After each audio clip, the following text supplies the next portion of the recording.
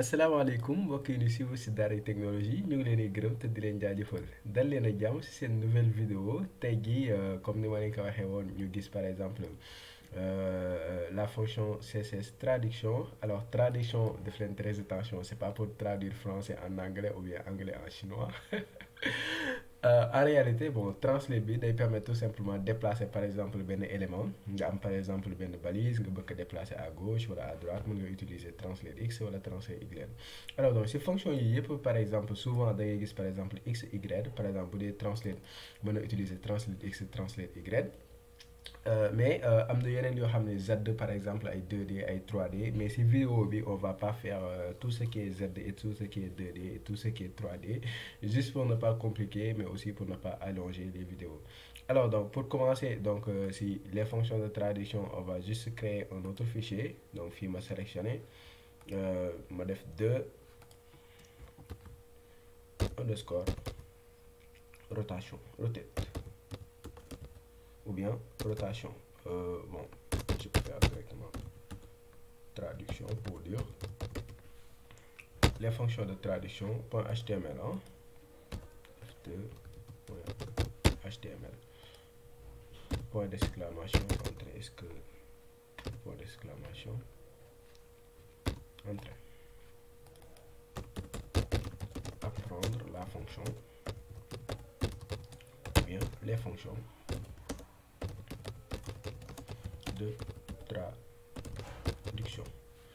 Voilà, donc pour cela damay créer juste une image, n'est-ce pas? Tout ce qu'on va faire on va le tester sur une image. Donc ma jox ko source image bi demal public, ba demee public demal image, ba demee image jëlal art. Je vais prendre la même, ma def fi tout simplement photo art. Alors un peu de CSS style.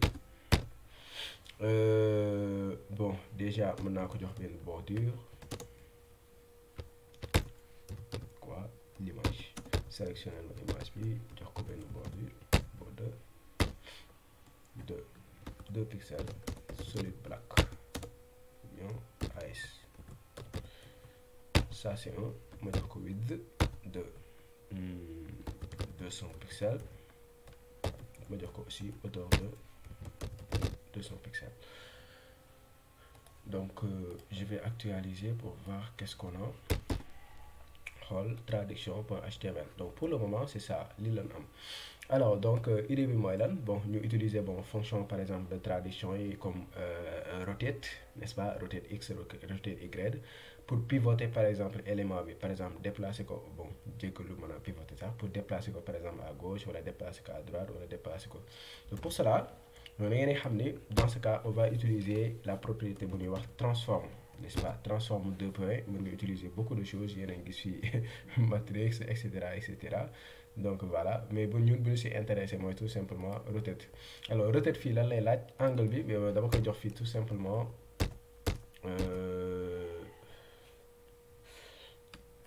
excusez-moi, je parle de rotate, c'est pas rotate mais c'est translate. Voilà, translate. Bon, yegseeguñ si rotate c'est tout simplement les fonctions de traduction. Pour le moment ñu ngi si c'est les fonctions de rotation. Donc pour le moment ñu ngi si tout simplement les fonctions de traduction, n'est-ce pas. Donc fii on va utiliser translate. Alors on dit que translate x, donc boo ko waxee translate x mooy déplacer l'élément bi de la gauche vers la droite, maanaam sur l'axe des abscisses. Donc bu ma nee ko translate y mooy nga déplacer ko sur l'axe des ordonnées, maanaam du haut vers le bas. Donc fii translate boo ko defee 0 du ko déplacer fenn.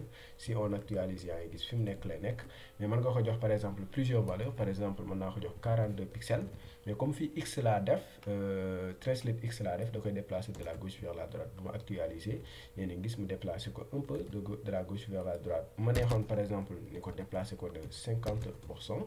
Donc ma utiliser pourcentage yi yéen a ngi gis mu déplacer ko un peu après.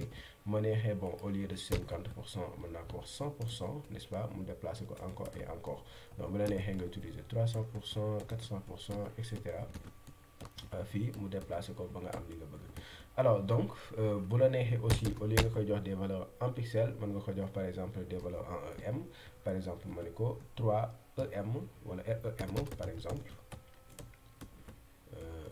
déplacer ko yéen a ngi gis n'est-ce pas si j'augmente la valeur juste pour vous montrer au lieu de 3 ma def 9 voilà mu daal di koy yokk. Donc tu peux faire ici tout ce que tu veux n'est-ce pas valeurs yi mën nga ko jox par exemple en REM en CH en loolu la neex par exemple comme ni ñu ko jàngee woon juste pour déplacer ko. Donc loolu ngeen gis mooy translate x. Maintenant translate x comme ni ma leen ko wane c'est de la gauche vers la droite. Alors am na aussi translate y. Translate y mooy du haut vers le bas la koy déplacer même principe même valeur yi nga koy jox. Par exemple fii mën naa ko jox 9 REM n'est-ce pas ma actualiser fii yéen a ngi gis ni mu koy wàccee automatiquement. Alors fii mën naa ko jox par exemple 12 pixels donc fii du bëri ma def ko par exemple 45 pixels bu ma actualiser yéen a ngi gis mu déplacer ko. Donc benn précision bu ndaw mënoo utiliser translate x ak translate y en même temps fii bu ma ko defee donc il va pas prendre en compte maanaam bii nii du ko jël mais dernière bi lay jël. Donc fii bu ma actualiser yéen a ngi gis deful un translate x de 45 pixels mais translate y la def de 45 pixels. Loolu c'est bien à savoir.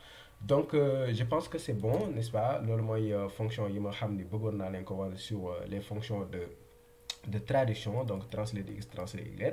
Donc si vous jugez nécessaire que ni boo leen di déplacer mën ngeen utiliser translate ngeen def ko. Si vous jugez nécessaire que ni position moo gën a gaaw aussi mën ngeen ko def.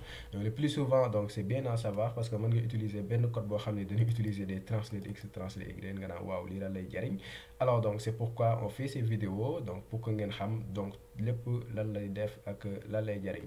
Donc am na yeneen donc du translate x du translate y kese am na par exemple translate z translate 2D. Donc si je fais comme ça CTRL C CTRL V donc translate contrôle espace di nga gis fii 3D x y etc.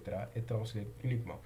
Voilà donc on va s'arrêter là ak ma jox leen rendez-vous si beneen vidéo incha allah ñu jàng fonction de rotation.